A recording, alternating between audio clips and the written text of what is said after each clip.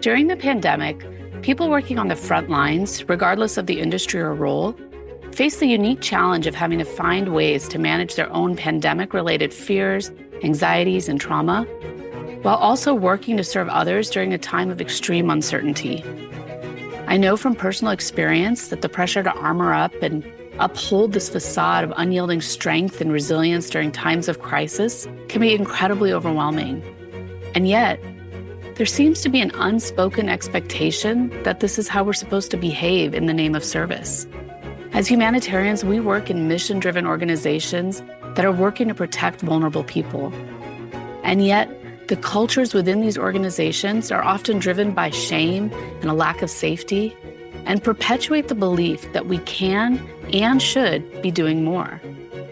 These cultures have often looked the other way as we hide parts of ourselves behind masks of perfectionism and silently engage in a game of whose trauma is worse as we compare our experiences with those of the people we serve.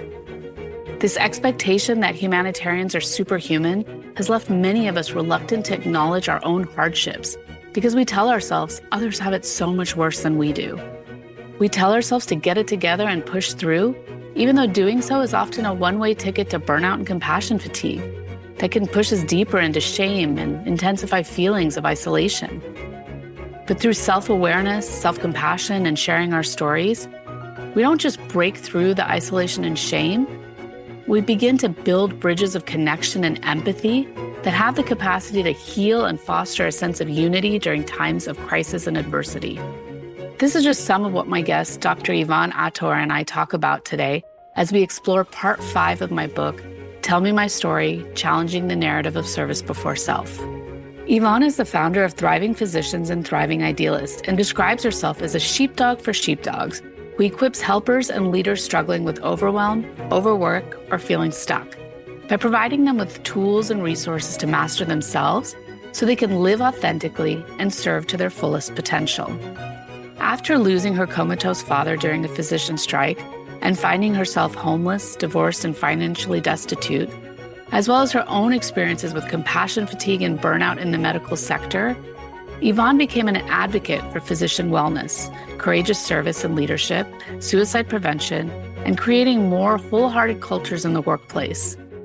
She is co-author of the book Thinking About Quitting Medicine, and her story is featured in the best-selling personal development book Sparked by Jonathan Fields and I Quit by Kunur Bihal. To give you some context for our conversation, here's the opening section of part 5 of Tell Me My Story, which talks about sharing our stories to cultivate empathy, connection, and healing. Sharing. Sharing is the culmination of the story healing cycle, the point at which we've moved through the journey of shaping, surviving, seeing, and shifting.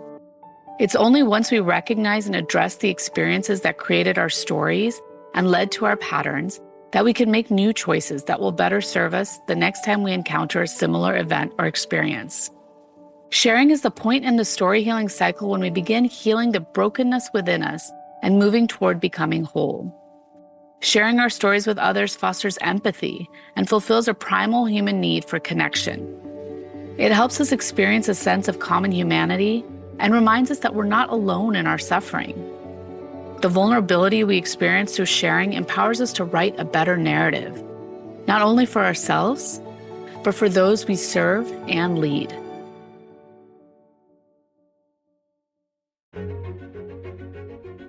In our conversation today, you'll hear about how Yvonne and I are both working to create daring, wholehearted cultures based in empathy and connection. What I found most interesting was how much of our stories overlapped. Our stories about growing up as third culture kids mirrored one another, and how seeing and experiencing hardship and poverty at a young age shaped our perspectives and pushed us towards our respective paths of service. We dive deeper into what it means to share our stories in workplaces that are experiencing organizational trauma, and explore how leaders can create the conditions for workspaces to be brave spaces where stories can be shared even when they create discomfort and may not reflect your own experiences. We also talk about how sharing our stories helps to remove the stigma associated with occupational traumas like compassion fatigue and moral injury. I hope as you listen to our conversation, you feel the passion that Yvonne and I share for helping the helpers. I'm Dimple Dabalia, And this is part 5 of a story about service without sacrifice. Yvonne, thank you so much for being here today and for talking with me about part 5 of my new book, Tell Me My Story, Challenging the Narrative of Service Before Self. This is the part of the book that focuses on healing through sharing our stories. So last week, we talked about shifting our stories, so what it means to finally get to that point where we start making new choices, breaking old patterns. And what I appreciate is that you and I both know through our work that sharing our stories with others really fosters empathy and fulfills kind of this primal human need we have for connection. And it really helps us to experience a sense of common humanity and reminds us that we all end up going through hardships and challenges and that we're not alone in that suffering. Or for that matter, we're not alone in our joy. Yeah. So welcome. And I'm curious, what came up for you as you moved through this section of the book? Thank you so much for having me on your podcast, and congratulations on your book. Very exciting. Thank you. Yeah. I just really appreciated that you had the sharing as part of the healing, and that this is a part where we really get healing. And I really loved the idea as I was reading the book of sharing your story being a source of empathy where people feel less alone and you have that sense of common humanity. So that was a big one for me. Because when we share our stories, the thing is, when we're going through stuff, whether it's burnout or moral injury or compassion fatigue or the vicarious trauma you were talking about, in your experiences, you can get stuck in your head like, am I the only one? And the thing about shame is it's very isolating. You feel like you're the only one. I always say it feels like I'm some creature that just fell out of a spaceship and, I have a horn on my forehead. You're as random and as different as it gets. And the thing about sharing your stories is that you get to realize that, I'm not alone in this. And you mentioned empathy, and you also mentioned common humanity. Common humanity is actually also a part of self-compassion. One of the 3 parts of self-compassion mentioned by Kristin Neff, right? Mindfulness, common humanity, and kindness, self-kindness. Right. So not only when you share your story are you able to access empathy from others, where it's like, you're not alone, you're in this with other people have had the same human experience, but it helps you now practice that.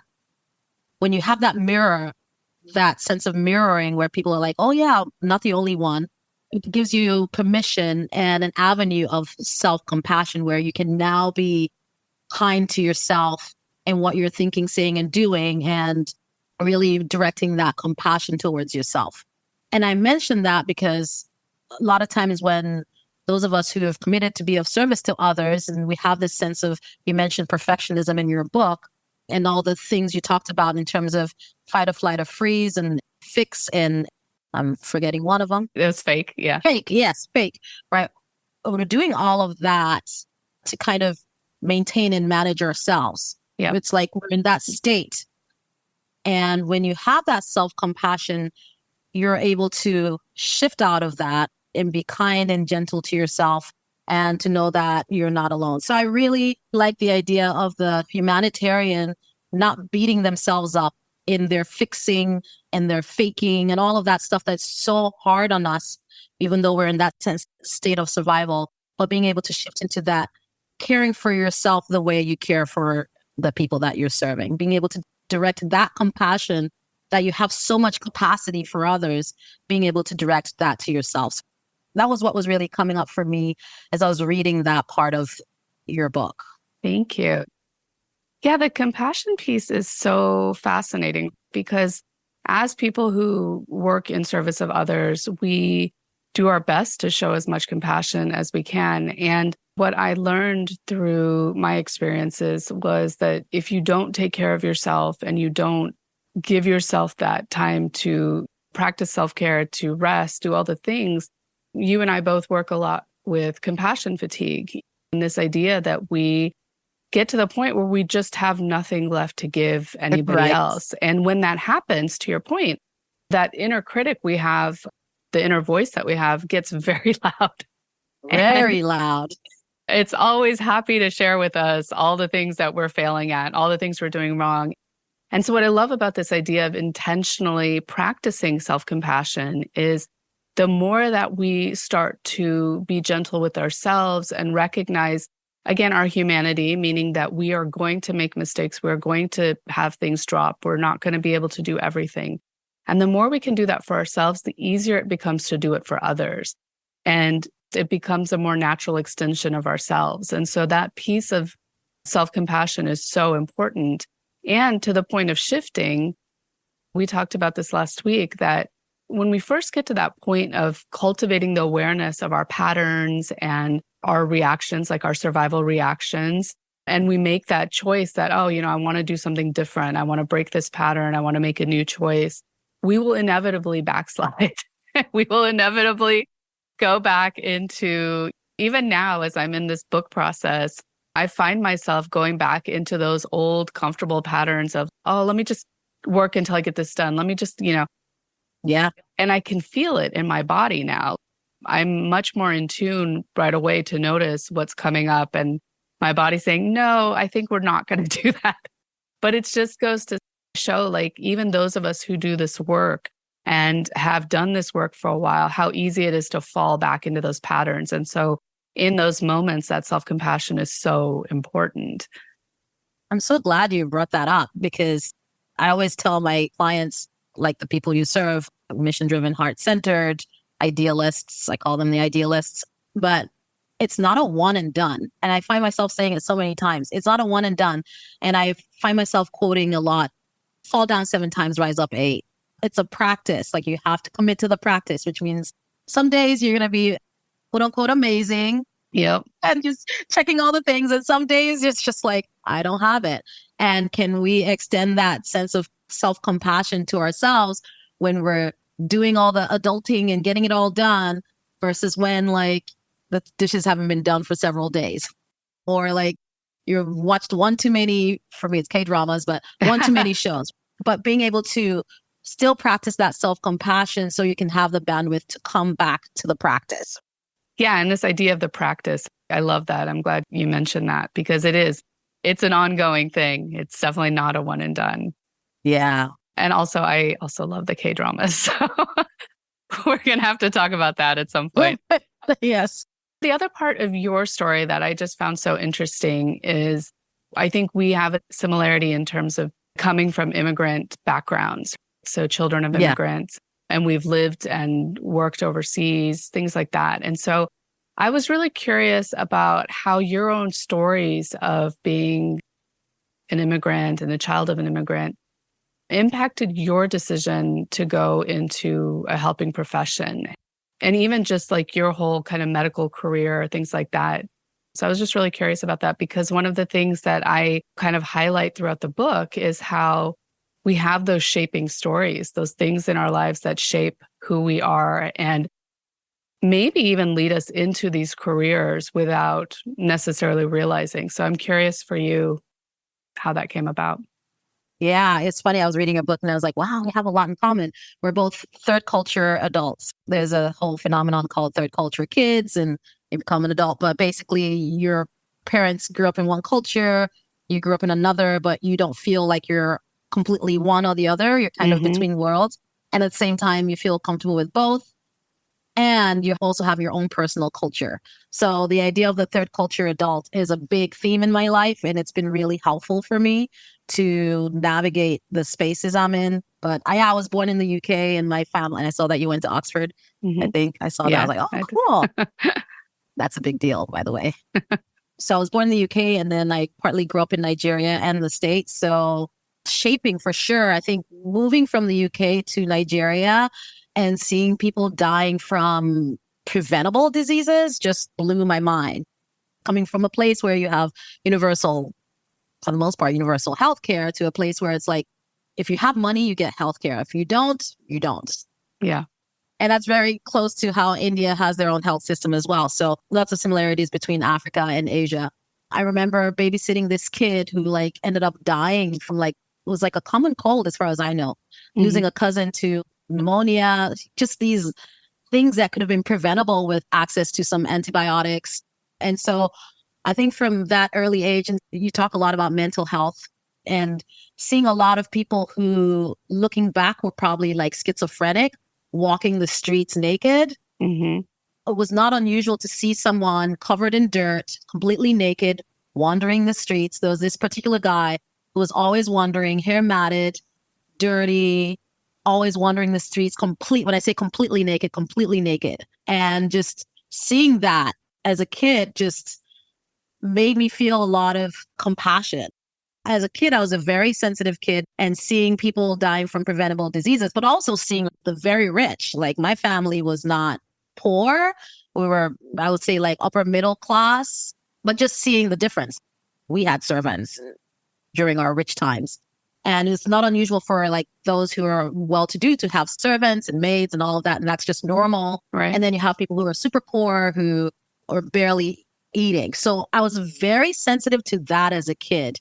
The kids I played with in the streets, I was very aware of who had tattered clothing, who didn't. And I always gravitated actually to those kids. I just felt something about, I don't know, because I think when you grow up in certain situations, you're supposed to like stick with your quote unquote class. And I think you have that in India as well. But I think seeing the disparities, the health disparities, the social disparities, and really wanting to connect with people from different backgrounds, that definitely, even as a kid, I was very aware. And seeing the Caucasians who were coming on mission trips. And I just, from a very young age, wanted to be a humanitarian. I knew that. I didn't know how it was going to happen. I thought I was going to be a doctor. But I knew very much that I wanted to do something about what I was seeing, like where I wanted everyone to have access to healthcare and all of that. So that definitely, coming to the States, I mean, during my time in Nigeria, I was in the Gifted Children's Program. In most countries, I think in the developing world, if you're smart or gifted, you're automatically going to be in one of 5 things. It's medicine, law, engineering, architecture, and accountants, right? Yeah, Those are the big 5. And so if you're not, if you want to be anything, and I'm super creative and musical. Yep. That never entered my consciousness to like dance and music were my thing. Yeah. And that never entered my consciousness as an option because I was smart. So I'm good at math, I'm good at science, even though I'm good at all these other things. Yeah. So coming to the States and immediately like pre-med, med school, blah, blah, blah. And I knew I wanted to be a humanitarian. Oprah was my jam. Albert Schweitzer was my jam. So those 2 were like my beacons. And so that's what I wanted to be, but definitely shaped by what I saw as a kid, moving from London to Nigeria and then moving back to London and then moving to the States. Moving to the States was just such a culture shock. Because then I'm thinking racism and like things I'd never really thought about before, like I did here in the States. And all of those definitely shaped my decision to go into medicine. I just wanted to change the world, really. I wanted to change the world and make a positive impact. And medicine seemed like the most logical way to do it because I'm super heart-centered and gushy, ooey gooey kind of person. So that was the only avenue that made sense to me other than like accounting. I love that. And so much of your story, I feel like my story is mirrored in that as well. I was always drawn also in the same way that I just felt the people I was seeing when we would visit India, the people I'd see out on the roads, and especially the class and the caste system in India is so strong in a lot of ways and really influences how people behave, how they interact with each other, all those things. And it always bothered me so much. And it was actually what I ended up writing my senior thesis about was the impact of the caste system. It's very interesting to me that even though I was encountering these things, like it didn't really become clear to me how these things were influencing my decision or my desire to be of service until much later in life when I finally started putting those pieces together, because I think this is part of it.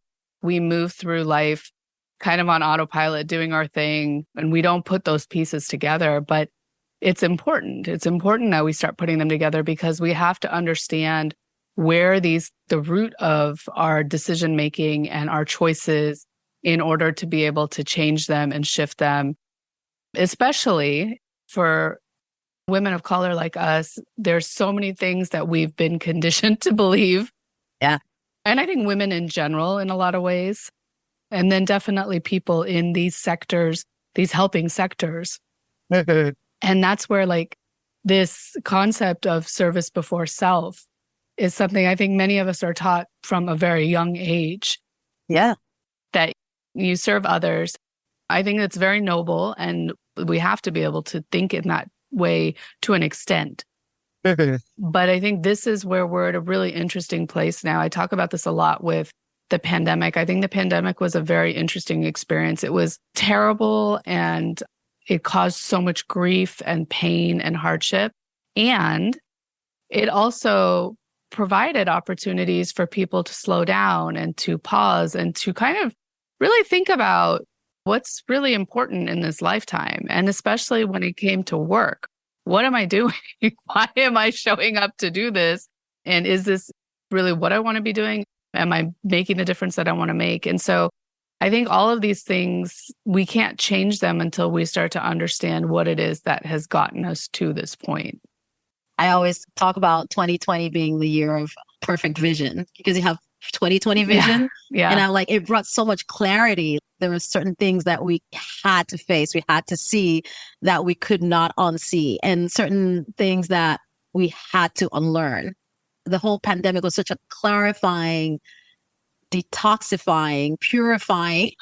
You're in the fire, like whatever doesn't belong is just being burnt away and just stripped away. And that's what it felt like to me. Yeah. You really had to look at the core of who you were, the systems you were in, the people you were around. There was just no room for like self-delusion anymore. It was just, here is life. Here is the world. And what are you going to do about it? That's such a great way of looking at it. And as you were saying that, I'm just reminded of that image of the phoenix rising from the ashes. I feel like a lot of us kind of started to rise after that. Yeah. As you know, I talk a lot in the book. We're talking about part 5, which is about sharing our stories. And I talk about this idea of story healing and sharing our stories. But one of the things that I think a lot of organizations sometimes struggle with is we go to work because it's work and there's work that needs to be done. And so how do we balance that against the needs of like the humanity within the workforce? I'm curious, do you do any kind of story sharing in the work that you do with organizations? What kind of reaction do you often get, and how do you kind of navigate through that? I do a lot of story sharing in my work because people want to hear my story, number one, and it's compelling. With organizations, especially with the kind of work I do, where I'm trying to transform the culture to make it more daring, more wholehearted, more courageous, so that my people that I feel called to serve, the idealists, the helpers, those heart-centered, mission-driven people are able to thrive in those spaces. Mm-hmm. And so that's what I'm thinking about coming in. That's my mission. Now, those spaces usually are super, what we call armored, which is there's a lot of self-protection going on. There's a lot of the cultures are driven by shame, not enoughness, and your productivity is your self-worth. Coming in already, there's like a lot of armor. There's a lot of feelings of unsafety and things like that. So before I even share stories, I like to set containers where it is okay to share your story. First, by like creating that container, what's okay, what's not okay, really setting some good boundaries so people know that it's safe to share. And then me modeling it by going first and kind of putting myself out there. And with my kind of story and background I come from, like it really can be very raw and putting myself out there, but making sure that the container is set first. And that's really important. And the reason I say that is because of the second question that came up for me as I was reading your book is when we say, yeah, share your story. That's great. But in these armored spaces where, again, people are kind of protecting themselves, they don't feel safe, who gets to share their story is a question we need to ask ourselves as we're asking people to share their stories. I facilitate a lot of Brene Brown's work, so it's all about vulnerability and courage and all of that. And I don't ever think of myself like this, but I always have to remember that I'm a Black woman. And yes, I'm outside of the system, so I can come in and share my story.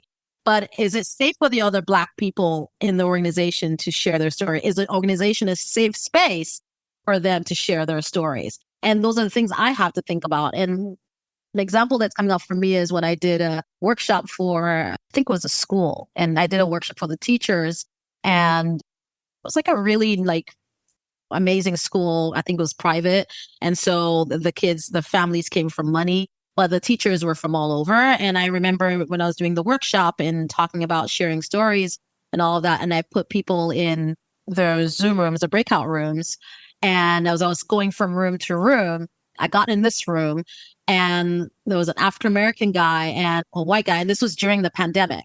Mm-hmm. And the white African-American guy started sharing his story about his experience at the institution. And people had no idea. And there was some white fragility happening in there.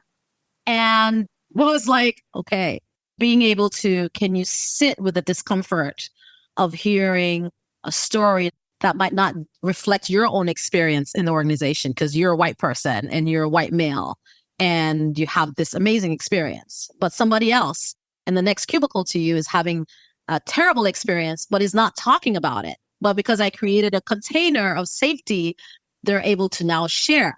How do you sit with that discomfort? So these are the things that need to be addressed when we're inviting people to share their stories. Yeah. What are the boundaries around this container? What is this container we're holding? And how long will this container be for? And if you're wanting the organization to be a place where people feel safe sharing their stories, what's in place to make sure people are okay after they've shared their stories? Or does the Black woman get labeled the angry Black woman because she's shared her story? Yeah. Depending on your race, some people get celebrated for sharing their stories and saying, wow, great job.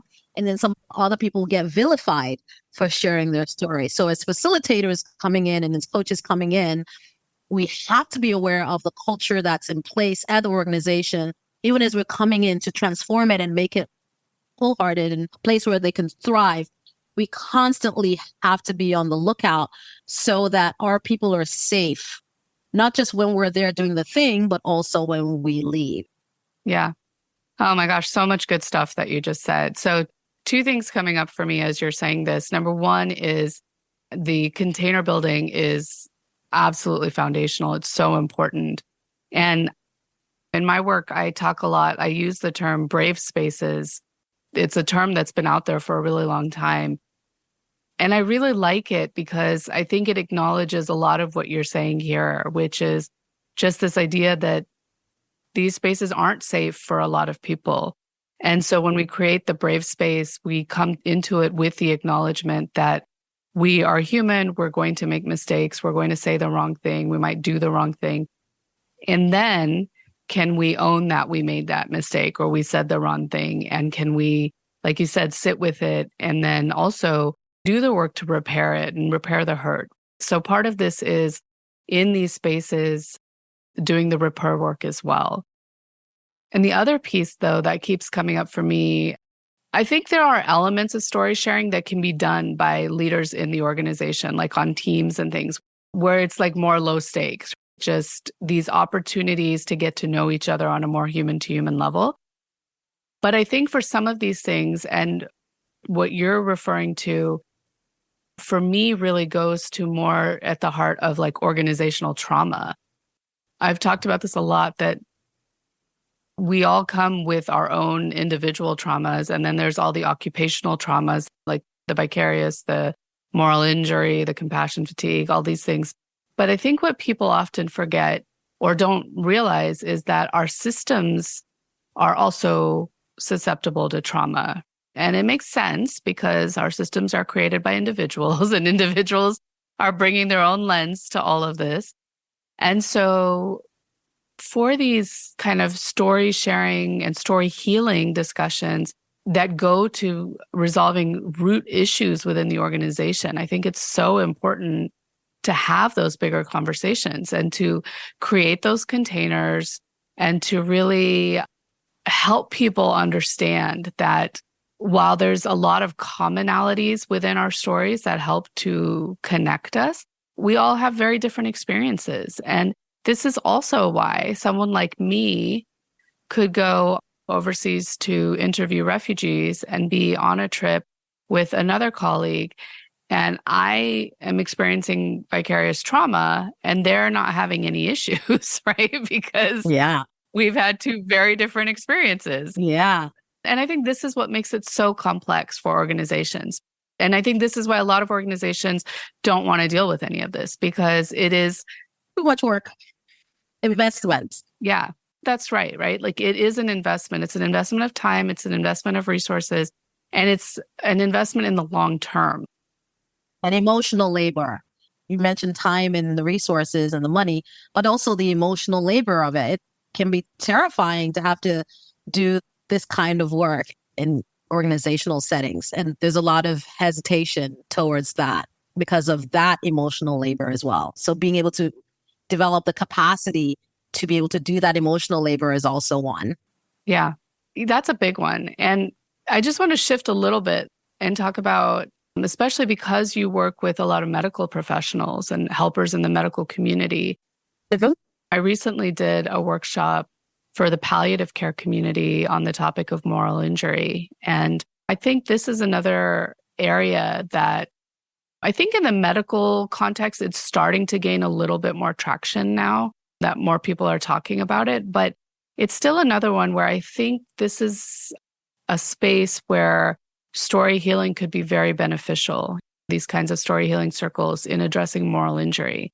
And so for people who don't know, moral injury is where you are having to either do work or make choices that really are in conflict with your own kind of personally deeply held moral beliefs and values. And when you think about it, through COVID, we saw this a lot in the medical communities where people were having to make choices that didn't feel great and really was impacting them mentally. And then over time, that mental impact really starts to impact all the other parts of our health and well-being, right? Like our physical health, our relationships, all of that. Just curious, how does moral injury show up in your work or like in the work that you're doing? And have you been using kind of story to work with that? Moral injury is big in medicine because medicine is supposed to be like a mission-driven, heart-centered profession.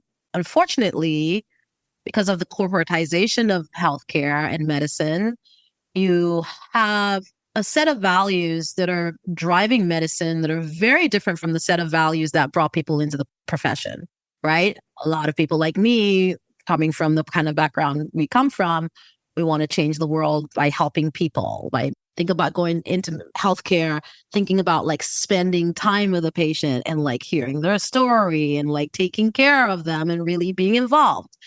And then you have this corporatization, which then is like, you know what, those values are great, but the most important value right now is profit. And so let's slash the amount of time you're spending with your patients. Let's slash your sense of competency in terms of the treatment you know will be beneficial for the patient or the medication you know will be beneficial for the patient. And let's just go based on what's cheap or what makes us the most money. And so you have this direct clash.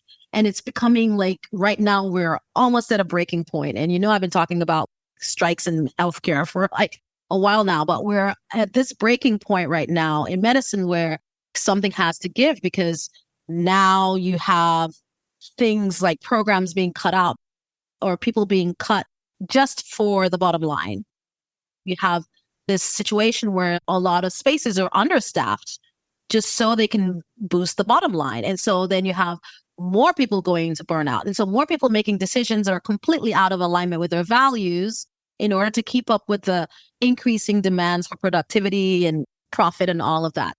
So most of the time when people come to me, they're in that moral injury already. And most times it's moral injury. They come to me thinking they're in burnout, but most times they're in moral injury. Yeah, exactly. And so that the storytelling, the narrative medicine, and all of that is really important to help people see that they're not alone in this. Because most times people are in their own worlds. They're just trying to keep head above water. They're seeing as many patients as possible.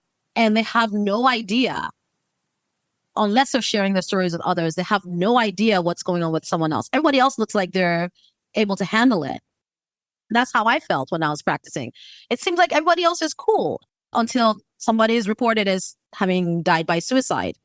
Most times you don't know something has happened or something is not okay until somebody dies. Yeah. I am, as a coach, seeing more and more of that. I'm finding myself sharing stories of one client in one health system to another, and not, again, of course, confidential, but say, you're really not the only one. Here's what's happening in this state, in this healthcare system. 700 jobs just got slashed, and people are having to pick up the slack, and they're understaffed. Like, the same thing is happening here and it's happening there. And so sharing those stories is helping people realize that they're not the only ones. And then they get to decide, in what ways can I come back into alignment with my values? Is it possible for me to do that in this setting, or do I have to quit? A lot of people are in this position. And unfortunately, because of the liabilities, because of the really armored culture in medicine, you're not really hearing stories. Well, now it's starting to become a thing. People are sharing stories, but you're not really hearing as many stories as you could, because then you'd realize, wow, this is widespread. Because I'm a coach and I'm hearing stories from Minnesota, from Florida, and I'm like, the same thing is happening. Oh my God. I'm doing my best to share the different stories and giving people a chance to share their stories so that they can know that they're not alone. But the moral injury is a big thing in healthcare. It's not being talked about just because people are so scared and are in such distress and in survival mode. Yeah, I agree. And to add on to what you were saying, because of the isolation in terms of when we go through something like this, I know when I was going through the vicarious trauma or even the moral injury for a while, where we do see everybody else around us pushing through and we think, oh, well, maybe there's something wrong with me. And so there's this added level of like shame sometimes that accompanies this. And I think that this is where speaking these stories out loud really helps with that as well. And to your point about, we are in a unique position in the work that we do because, like you said, we see this across so many different organizations and sectors and all that kind of stuff. And that's another reason why I think it's really important to be speaking to these things, because the more that we talk about it, the more, number one, we are helping to remove the stigma of these things that are showing up in our workplaces. And we're helping to kind of normalize it because, again, I keep saying this, that being human is messy, serving humanity is messier. And so I love that. Being human is messy and serving humanity is messier. That's so true. But yeah, and so the more that we are doing this work, we have to acknowledge that it has an impact on the people doing it. And this idea that people can come to work and we can turn off a part of ourselves. I say this all the time. We don't leave a part of ourselves at the door when we come into work. We are whole human beings. But this expectation that we should be able to kind of bifurcate ourselves and come into work and do our work. And it's so challenging to me at this point to like hear people continue to talk about that because it's dehumanizing. Because you're having to operate like a robot, which is switch this on and switch this off. And we're humans. Yep. Hey, we're not robots. So it's dehumanizing to have to switch down. You'll have to numb. And the thing is, if you're numbing this part of yourself, it's going to affect this other part. So it's just dehumanizing. Yeah, it really is. I have really, really enjoyed this discussion. And I'm just looking at the clock. Like, it's amazing how quickly the time goes. But as we kind of move towards closing out, I just want to ask one last question, which is, in the container of the brave space we've created together, what does service without sacrifice or service without self-sacrifice mean to you or look like for you? You can't really have real service if you're sacrificing yourself. That's what that means to me, in the sense that to really serve, you would have to serve yourself and serve the others. In order to serve others, you have to be able to serve yourself, make sure you're okay so that you can show up for others. If you're having to sacrifice yourself, there will be no one to serve. There'll be nothing ultimately to give. It's not sustainable. So there cannot be service if you're self-sacrificing. It's not possible, in my opinion. So that's what that means to me. I'm like, that's impossible. Yeah, I love it. Yvonne, thank you so much for taking the time to be here today and for the amazing work that you're doing in the world to help the helpers and to help them heal from trauma and other things so that they can keep serving. We'll make sure to include links in the show notes about where people can connect with you. And for all those listening, just a reminder that at the heart of the word humanitarian is human, and we can choose to serve others without sacrificing our own health and well-being and humanity in the process. So until next time, be well, and thank you so much for your service. Thank you. Thanks so much for tuning into this episode of Service Without Sacrifice. If we want to put the human back into humanitarian work, we have to get this message in front of as many people as possible. And this, my friends, depends a lot on word of mouth. So if you enjoy these conversations and find them to be valuable, please like, subscribe, and review Service Without Sacrifice on your favorite podcasting platform. And share it with others who might benefit. And producing this show is a labor of love, and your support will help me to continue creating new content and sharing stories of hope, healing, and human-centered leadership for years to come. Please consider becoming a paid subscriber over on Substack, where I'm working to build a community with my newsletter and content hub, Dear Humanitarian.